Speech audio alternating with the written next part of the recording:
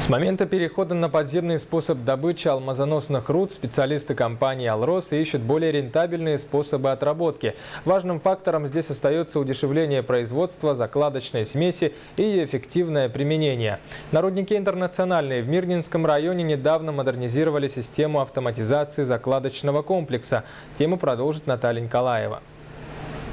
Поверхностный закладочный комплекс рудника «Интернациональный» был введен в эксплуатацию в 2000 году.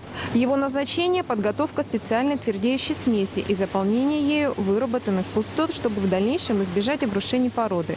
Таким образом, от качества закладки, уровня подготовки персонала и бесперебойной работы оборудования зависит не только производительность рудника, но и безопасность производства. В 2013 году стало понятно, что система автоматики устарела. Вся элементная база была снята с производства, и любая поломка грозила длительными простоями рудника.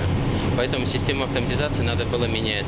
Кроме того, на фоне внедрения нового технологического оборудования персонал закладочного комплекса ощущал недостаток информативности и оперативности в управлении технологическим процессом. В связи с этим специалисты «Алмаз Автоматики» разработали программное обеспечение, которое позволило объединить управление процессом в максимально информативную систему.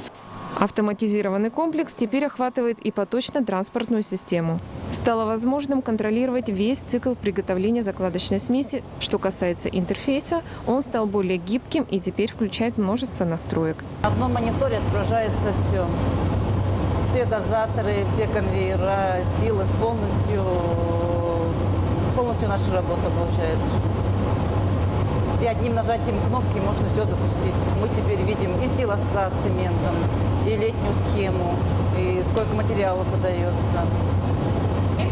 Легче, намного легче стало работать. И, наконец, проверить готовую закладку оказалось не так сложно.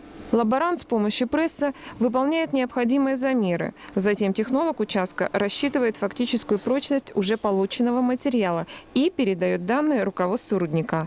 Все должно соответствовать регламенту, установленному Институтом Якутнепроалмаз. В нашем случае, впрочем, как и всегда, показатели оказались в норме.